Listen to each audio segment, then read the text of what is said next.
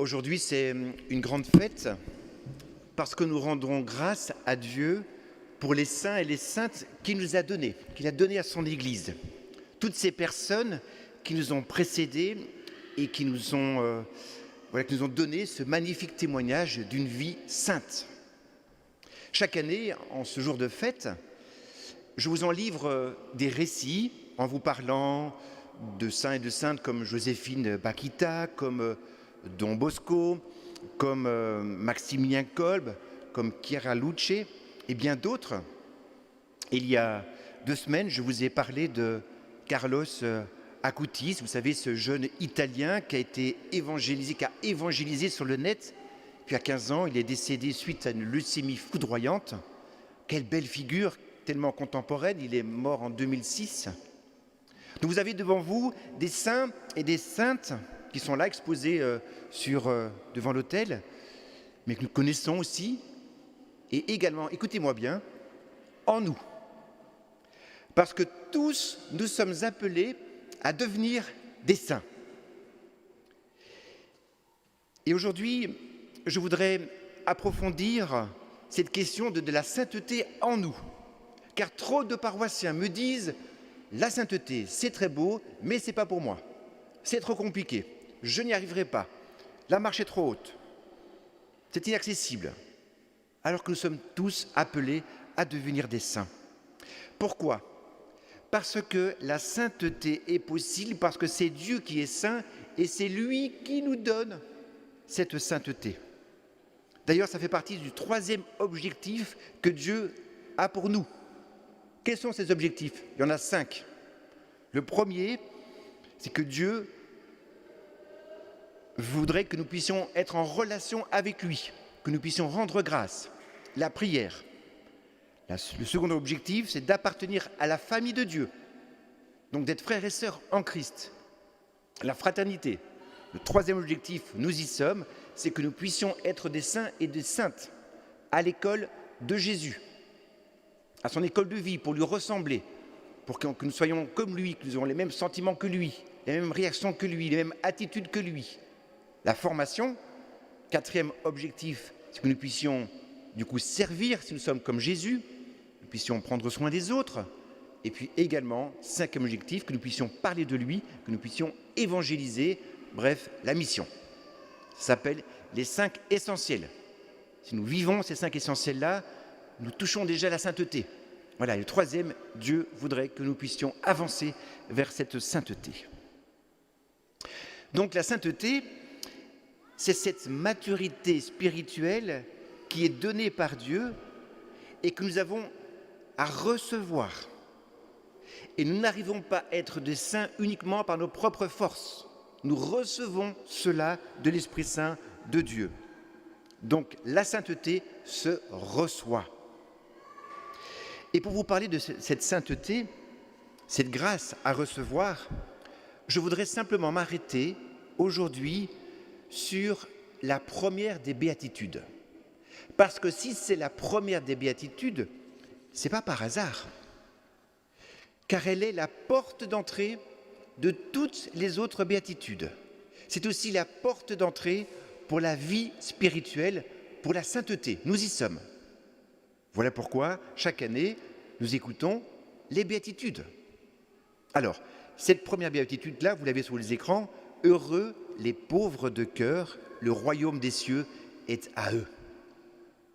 Si la pauvreté de cœur est le premier pas pour devenir saint, si elle est la source de notre bonheur, question, comment faut-il devenir pauvre de cœur ?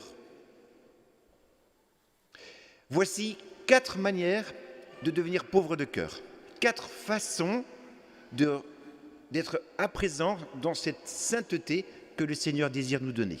Il s'agit de 4 verbes que nous allons analyser maintenant. Premier verbe, recevoir. Saint Paul nous dit « Qu'as-tu que tu n'aies reçu ?» Car nous recevons en permanence. Nous recevons la vie, la santé pour certains, l'amour, les relations, l'intimité avec Jésus, l'intelligence. Enfin, qu'est-ce que nous avons reçu ? Beaucoup de choses. Le pauvre est celui qui sait qu'il a reçu tout cela. Le pauvre reçoit parce qu'il ne possède rien. Et quand on possède trop de choses, on a du mal à recevoir. Et je pense que c'est ça une des difficultés aujourd'hui vers la sainteté. C'est que nous avons du mal à recevoir de Dieu, à recevoir des autres, à accepter que l'autre peut m'apporter quelque chose. Il s'agit pour nous d'apprendre à recevoir. Recevoir, c'est reconnaître que du coup, il y a un manque dans ma vie, un manque en moi, et que du coup, je suis vulnérable. La sainteté commence par la reconnaissance de cette vulnérabilité. Et en réalité, nous avons peur d'être vulnérables parce que nous avons peur que les autres s'en servent pour nous dominer. Je préfère dominer qu'être dominé.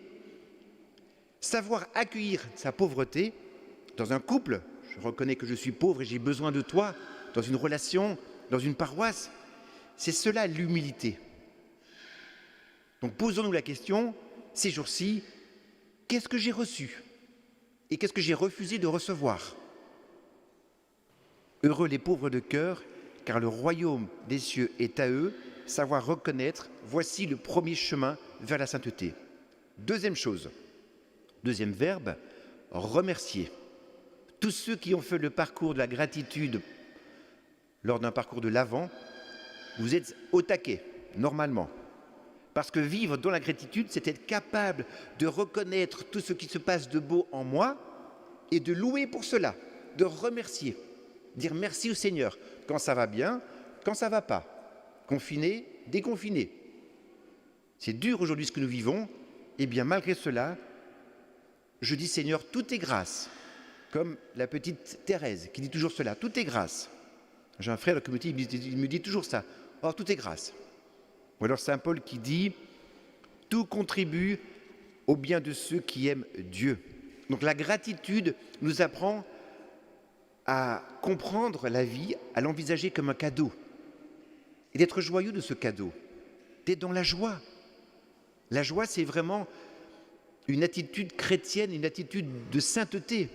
Les saints sont joyeux parce qu'ils sont dans la joie de reconnaître que tout vient de Dieu et ils le louent pour cela. Donc faisons à nouveau cette liste, toutes les grâces reçues ces jours-ci. Dire Seigneur, merci pour tout cela, je rends grâce. Quand je vais des fois dans des familles, le soir on prie ensemble et on dit Seigneur, merci pour ce que j'ai vécu aujourd'hui. C'est très beau. Ça va? Troisième attitude, demander. Le pauvre de cœur est une personne qui n'a pas peur de demander. Le pauvre demande.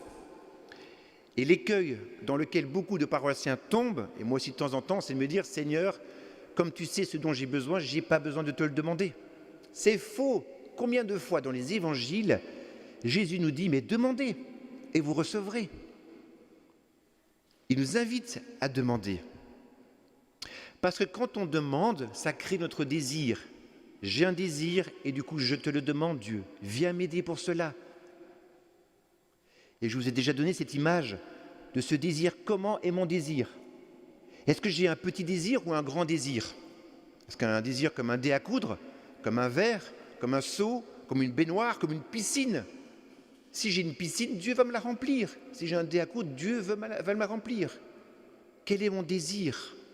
Le pauvre de cœur présente à Dieu ses désirs. Il ose parler à Dieu de ce qu'il a besoin, de ce dont il a besoin. Bon, ceci dit, c'est vrai que Dieu n'est pas une nounou, un McDo, un distributeur automatique où il n'y a qu'à recevoir tout et tout de suite. Parfois, dans sa pédagogie, Dieu nous laisse apparemment sans répondre parce qu'il sait que c'est bon que nous puissions attendre. Ça augmente justement notre désir. Sinon, Dieu nous infantilise. Il fait de nous des bébés spirituels, des enfants gâtés.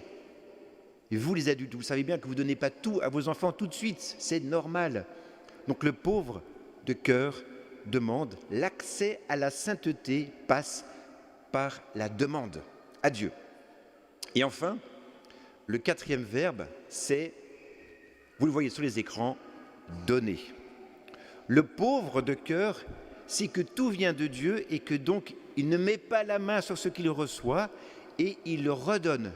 Et ne pas mettre la main sur ce qu'on nous reçoit, nous recevons, cela s'appelle la vertu de la chasteté. La chasteté, c'est de ne pas mettre la main sur les choses et sur les gens pour dire c'est à moi, je possède cela. Le pauvre est donc libre et il donne en retour ce qu'il reçoit. Quand le pauvre donne, il reçoit. Il donne ensuite. Écoutez cette phrase, je ne l'ai pas affichée mais j'aurais dû. On ne possède que ce que l'on donne. Vous entendez? On ne possède que ce que l'on donne. Et spontanément, le pauvre donne. La plus grande leçon que j'ai reçue quand j'habitais au Congo-Brazzaville, c'est de voir combien ces familles congolaises chez qui j'allais manger, chez qui j'étais invité, ils me partageaient ce qu'ils avaient comme nécessaire. Et même ils se privaient pour moi, les enfants se privaient pour que je puisse manger alors que j'avais tout ce qu'il me fallait.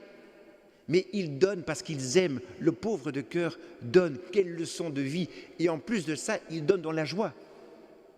Dans ce peuple congolais que j'ai fréquenté pendant 2 ans et demi, quelle joie de vivre! Nous, on a tout et on fait la tête. Le saint est joyeux et il donne. Donc, spontanément, le pauvre est capable de donner. Heureux les pauvres de cœur, ils sont sur la voie de cette sainteté. Voilà donc ces 4 manières de vivre ici sur terre, en acceptant 1, de recevoir, 2, en remerciant, 3, en demandant, et 4, en donnant. D'ailleurs, ces verbes fonctionnent par binôme. Recevoir, donc je loue, je demande, donc je donne, parce que j'ai reçu. Voici ces 4 attitudes spirituelles en vue de la sainteté. Et le pauvre est donc celui qui va prendre le psaume 22 pour lui, cette phrase, il va dire « Le Seigneur est mon berger, je ne manque de rien ». Il est satisfait en Dieu. Voici ce que c'est qu'un saint. Vous voyez, ce n'est pas si compliqué que cela. Alors, pour vous aider, je conclus en vous donnant encore 3 petites actions concrètes pour accéder à la sainteté. 1. Prier tous les jours 10 minutes. Bon, allez, 5 minutes. Ça va, ça? 5 minutes. Ok, j'ai mis 5 minutes. 5 minutes par jour. Vous devenez saint en offrant, en priant 5 minutes par jour. Ce n'est pas compliqué, 5 minutes. 2. Vous lisez 10 minutes par jour une lecture intelligente qui vous nourrit. Une homélie d'un pape, une lecture spirituelle, une histoire de saint. Et vous lisez cela, ça vous fait du bien, ça vous fait réfléchir, vous avez envie d'imiter une belle et bonne et sainte lecture. 3. C'est ce que Saint François de Sales a proposé cela à une femme un peu mondaine. Il disait « Faites souvent des retours à Dieu ». Et cette femme s'est convertie, c'est que dans sa journée, elle pensait à Dieu. Je connais une personne qui, chaque fois qu'elle franchit une porte, dit « Gloire à Dieu ». J'ai fait une homélie là-dessus. Le nombre de portes qu'on passe en une journée, c'est dingue. Chaque fois qu'il passe dans une porte, gloire à Dieu. Il rentre dans sa voiture, gloire à Dieu. Il sort de sa chambre, gloire à Dieu. Il passe sa journée à dire gloire à Dieu. Il passe sa journée avec Dieu. Ma sœur, qui est religieuse, un jour, elle m'a scotché parce que son téléphone n'arrêtait pas de sonner. Je lui ai dit, qu'est-ce que tu fais? Et elle a mis une alarme 4 fois par jour pour penser à Dieu. Et chaque fois que son alarme sonnait, elle priait. Là où elle était, de manière à elle de s'aider. J'ai appris qu'il y a des familles qui partent en vacances et pendant les vacances, dès que l'un de leurs enfants ou adultes voit un crucifix sur la route, tout le monde dit « Oh, un crucifix !» et hop, tout le monde prie. Le but, c'est de trouver les crucifix. En voyage, c'est intelligent. Bref, vous voyez, nous pouvons trouver des petites attitudes très faciles pour penser à Dieu. Voilà le chemin de la sainteté. Eh bien, Seigneur, donne-nous d'être des saints et des saintes dont tu as besoin. Donne-nous d'être ces pauvres de cœur qui acceptent de recevoir, qui acceptent de louer, de demander et de donner très concrètement dans notre vie. Donne-nous les saints et les saintes dont le monde a besoin, dont l'Église a besoin. Amen.